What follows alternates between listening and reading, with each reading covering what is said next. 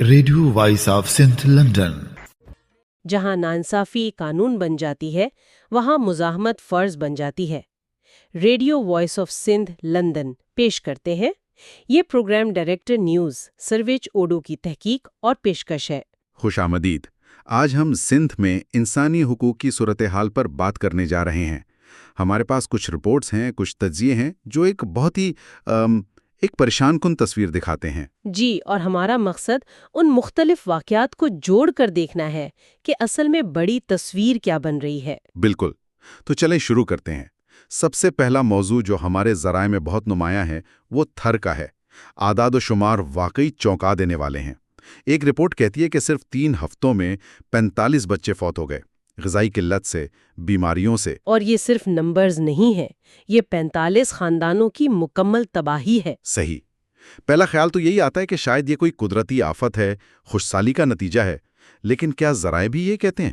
دیکھیں، یہ ایک بہت اہم نقطہ ہے۔ ذرائع اس بات کو چیلنج کرتے ہیں۔ اچھا۔ جی، وہ کہتے ہیں کہ یہ صرف قدرتی آفت نہیں ہے، یہ انسانی غفلت ہے، یہ ریاستی ناکامی ہے۔ ریاستی ناکامی کس طرح سے؟ مثال کے طور پر مٹھی کے سول ہاسپٹل کی رپورٹ ہے۔ وہاں بچوں کے وارڈ میں گنجائش ہے 70 بستروں کی۔ صرف 70؟ جی، لیکن وہاں 100 سے زیادہ بچے داخل پائے گئے۔ تو یہ صرف بھیڑ کا مسئلہ نہیں، یہ بتاتا ہے کہ پورا ہیلتھ سسٹم ہی جواب دے چکا ہے۔ تو مطلب یہ ہوا کہ مسئلہ صرف خوراک کی کمی کا نہیں، بلکہ صحت کی سہولیات کی عدم دستیابی کا بھی ہے۔ بالکل۔ لیکن ہر سال تو ہم سنتے ہیں کہ تھر کے لیے بڑے بڑے پیکیجز اور فنڈز کا اعلان ہوتا ہے، وہ پیسہ کہاں جاتا ہے پھر؟ اور یہی تو اصل سوال ہے۔ ذرائع اشارہ کرتے ہیں کہ یہ فنڈ صرف کرپشن کی نظر نہیں ہوتے، تو پھر بلکہ ان کا استعمال اکثر سیاسی وفاداریاں خریدنے یا آپ کہہ لیں برقرار رکھنے کے لیے ہوتا ہے۔ ایک تجزیہ کار کے مطابق وسائل ان علاقوں کی طرف موڑ دیے جاتے ہیں جو سیاسی طور پر زیادہ اہم سمجھے جاتے ہیں۔ یعنی تھر کے بچوں کی صحت ایک انسانی ضرورت نہیں، بلکہ ایک سیاسی حساب کتاب کا معاملہ بن گئی ہے۔ بالکل، یہ محض نااہلی نہیں، یہ ایک سوچی سمجھی ترجیح کا معاملہ لگتا ہے، جہاں سب سے کمزور طبقے کی ضرورتیں سب سے آخر میں آتی ہیں۔ یہ تو بہت ہی تشویشناک بات ہے۔ اسی طرح کی بے حسی کی ایک اور انتہائی تکلیف دہ کہانی ہمارے ذرائع میں گنگا بھیل نامی ایک بچی کی ہے۔ جی، وہ شدید بیمار تھی، ہسپتال میں اس کی موت ہو گئی، جبکہ اس کا والد ارباب بھیل، جو ایک سیاسی کارکن ہے، جیل میں تھا۔ جی، اور اس کہانی کا سب سے المناک پہلو جس پر کئی مضامین میں بات ہوئی ہے وہ یہ ہے کہ والد کو اپنی مرتی ہوئی بیٹی سے آخری بار ملنے نہیں دیا گیا، یہاں تک کہ اس کے جنازے میں شرکت کی بھی اجازت نہیں دی گئی۔ جی نہیں۔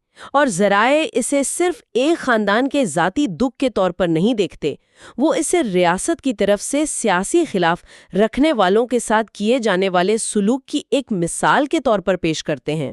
لیکن اس میں جو بات مجھے سب سے زیادہ پریشان کر رہی ہے وہ یہ کہ ایک والد کو اپنی بیٹی کے جنازے پر جانے سے کیسے روکا جا سکتا ہے؟ مطلب اس کی کیا وجہ بتائی گئی؟ دیکھیں، یہاں ہمارے ذرائع میں ایک دلچسپ تضاد سامنے آتا ہے۔ انسانی حقوق کے کارکن تو اسے بنیادی انسانی حقوق کی سنگین خلاف ورزی کہتے ہیں، ظاہر ہے۔ لیکن کچھ مبصرین ریاستی سیکیورٹی کا نقطہ اٹھاتے ہیں کہ جی سیاسی قیدیوں کے معاملے میں کوئی رعایت نہیں ہو سکتی۔ لیکن پھر کلبھوشن یادو کا کیس بھی تو ہے۔ بالکل، یہی بات ذرائع بھی اٹھاتے ہیں کہ ایک غیر ملکی جاسوس کو اس کی والدہ سے ملوایا جا سکتا ہے انسانی ہمدردی کی بنیاد پر، لیکن اپنے ہی ملک کے ایک شہری کو یہ حق نہیں دیا جاتا۔ یہ تو سیدھا سیدھا دوہرا معیار ہے۔ اور یہی انصاف کے پورے نظام پر ایک سوالیہ نشان لگا دیتا ہے۔ درست۔ اور یہ رویہ صرف سیاسی قیدیوں تک محدود نہیں، ہمارے ذرائع بتاتے ہیں کہ خواتین کے ساتھ ہونے والے سلوک میں بھی یہی نظر آتا ہے۔ جی۔ پر اتنا تشدد کیا کہ اس کا چہرہ اور زبان جل گئے۔ اور دوسرا کیس جاکب آباد کا ہے جو شاید اس سے بھی زیادہ خوفناک ہے۔ وہ کیا تھا؟ وہاں پولیس پر الزام ہے کہ انہوں نے قتل کے ایک کیس میں نامزد مرد ملزمان کو پکڑنے کے بجائے ان کے خاندان کی عورتوں کو حراست میں لے لیا۔ ایک منٹ، مرد ملزمان کی جگہ عورتوں کو؟ جی، آسیہ نامیہ ایک خاتون سمیت دیگر خواتین کو۔ اور صرف یہی نہیں بلکہ ان پر حراست کے دوران مبینہ طور پر جنسی تشدد کا بھی الزام ہے۔ یہ تو قانون کی کھلی خلاف ورزی ہے۔ مرد پولیس اہلکار خواتین کو گرفتار کر رہے ہیں، رات کے وقت چھاپے مار رہے ہیں، یہ سب تو غیر قانونی ہے۔ بالکل غیر قانونی ہے۔ قانون بہت واضح ہے کہ کسی خاتون کو صرف خاتون پولیس اہلکار ہی گرفتار کر سکتی ہے۔ اور وہ بھی دن کی روشنی میں، سوائے خاص حالات کے۔ جی بالکل، ان کیسز میں ذرائع کے مطابق ان تمام قوانین کو نظر انداز کیا گیا۔ ایسا لگتا ہے کہ قانون نافذ کرنے والے ادارے خود قانون سے بالا تر ہو گئے ہیں۔ اور انصاف فراہم کرنے کے بجائے وہ با اثر افراد کے لیے دباؤ ڈالنے کا ایک آلہ بن گئے ہیں۔ درست۔ تو یہ جو کچھ ہو رہا ہے، یہ صرف چند پولیس والوں کی غلطی نہیں لگتی، یہ ایک بڑے مسئلے کا حصہ لگتا ہے۔ جی، اور ہمارے ایک ذریعے جامی چانڈیو نے اس پر ایک بہت دلچسپ تجزیہ پیش کیا ہے جو ان انفرادی واقعات کو سندھ کے وسیع تر سیاسی حالات سے جوڑتا ہے۔ اچھا، وہ کیا کہتے ہیں؟ دیکھیں، جامی چانڈیو یاد دلاتے ہیں کہ سندھ کی ایک ہزاروں سال پرانی تاریخی اور تہذیبی وحدت ہے، یہ پاکستان بننے سے بھی بہت پہلے سے قائم ہے۔ صحیح۔ ان کے مطابق آج کل جو باتیں ہو رہی ہیں، جیسے کراچی کو وفاق کے حوالے کرنا یا سندھ کو تقسیم کرنا، یہ اسی تاریخی وحدت پر حملہ ہے۔ لیکن ان مطالبات کی وجہ تو یہ بتائی جاتی ہے کہ کراچی کے ساتھ ناانصافی ہو رہی ہے، وہاں کے عوام کو حقوق نہیں مل رہے۔ چانڈیو اس دلیل کو ایک مختلف زاویے سے دیکھتے ہیں۔ ان کا کلیدی نقطہ یہ ہے کہ ہمیں ایم کیو ایم کی سیاست اور اردو بولنے والی آبادی کو الگ الگ دیکھنا چاہیے۔ یعنی وہ دونوں کو ایک نہیں سمجھتے؟ بالکل نہیں۔ وہ کہتے ہیں کہ اردو بولنے والے لوگ اب سندھ کی حقیقت کا ایک لازمی حصہ ہیں، لیکن ایم کیو ایم کی سیاست نے اکثر لسانی تقسیم کو ہوا دے کر اصل مسائل سے توجہ ہٹائی ہے۔ اور اصل مسائل کیا ہیں ان کے مطابق؟ اصل مسئلہ ان کے مطابق نسلی یا لسانی نہیں، بلکہ ناقص حکمرانی اور ایک عوام دشمن نظام ہے، چاہے حکومت پیپلز پارٹی کی ہو یا کسی اور جماعت کی۔ جب وہ عوام کو بنیادی سہولیات دینے میں ناکام رہتی ہے تو اس ناکامی کو لسانی رنگ دے دیا جاتا ہے۔ تو ان کے مطابق سندھ کی تقسیم کا مطالبہ دراصل خراب گورننس سے توجہ ہٹانے کی ایک کوشش ہے۔ جی بالکل، ان کا استدلال یہی ہے کہ سندھ کے تمام لوگوں، چاہے وہ سندھی بولے یا اردو، کے مسائل مشترک ہیں: غربت، بے روزگاری، کرپشن اور انصاف کی عدم فراہمی۔ جی، لہٰذا حل تقسیم میں نہیں بلکہ اس عوام دشمن نظام کے خلاف مشترکہ جدوجہد میں ہے۔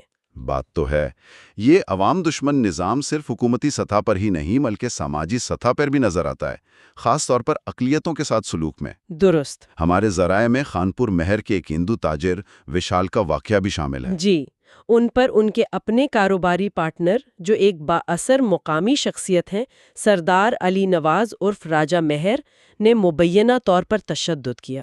اور اس واقعے میں خاص پیٹرن نظر آتا ہے جس کی طرف ذرائع اشارہ کرتے ہیں۔ وہ کیا ہے؟ یہی کہ سندھ کے کئی علاقوں میں ہندو تاجر عدم تحفظ کا شکار ہیں، اور اس سے بچنے کے لیے وہ اکثر اپنے علاقے کے کسی بااثر شخص کو اپنے کاروبار میں پارٹنر بنا لیتے ہیں۔ اچھا، یہ سوچ کر کہ اس کا اثر و رسوخ انہیں تحفظ دے گا؟ جی بالکل، یعنی وہ اپنی حفاظت کے لیے قیمت ادا کرتے ہیں۔ لیکن یہ تو ایک دو دھاری تلوار ثابت ہوتی ہوگی۔ بالکل، ذرائع یہی بتاتے ہیں، جب تک کاروبار اچھا چلتا ہے سب ٹھیک رہتا ہے۔ لیکن جیسے ہی کوئی مالی مسئلہ پیدا ہوتا ہے تو یہی محافظ پارٹنر استحصال کرنے والے بن جاتے ہیں۔ وہ اپنے حصے کا نقصان برداشت کرنے کے بجائے تاجر پر ہی دباؤ ڈالنا شروع کر دیتے ہیں۔ وشال کا کیس اسی پیٹرن کی ایک مثال لگتا ہے۔ اس شراکت داری تحفظ کے بجائے ایک پھندا بن جاتی ہے۔ اور یہ اس بات کی بھی عکاسی کرتا ہے کہ جب ریاست اپنے تمام شہریوں کو یکساں تحفظ دینے میں ناکام ہو تو لوگ غیر ریاستی طاقتوں سے تحفظ حاصل کرنے پر مجبور ہو جاتے ہیں، جس کا نتیجہ اکثر مزید استحصال ہوتا ہے۔ تو اگر ہم ان تمام چیزوں کو ایک ساتھ رکھیں، تھر میں بچوں کی اموات، ارباب بھیل کا معاملہ، شاد بانو اور آسیہ پر تشدد، جامی چانڈیوں کا تجزیہ اور وشال جیسے تاجروں کا استحصال، تو کیا یہ سب الگ الگ واقعات ہیں یا ان میں کوئی مشترک کڑی ہے؟ دیکھیں، اگر ہم اپنے تمام ذرائع کو ملا کر دیکھیں تو ایک بہت واضح تصویر ابھرتی ہے۔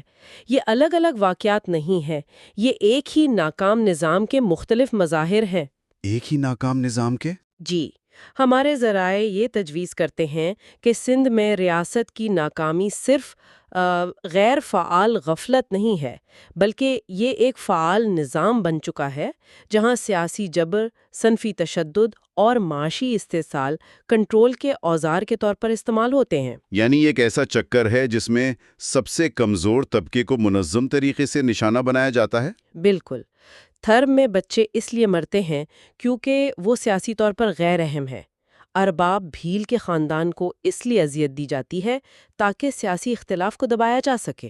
آسیہ جیسی خواتین کو اس لیے نشانہ بنایا جاتا ہے کیونکہ نظام بااثر مردوں کو سزا دینے سے قاصر ہے۔ اور وشال جیسے تاجروں کا استحصال اس لیے ہوتا ہے کیونکہ ریاست انہیں تحفظ نہیں دے پاتی۔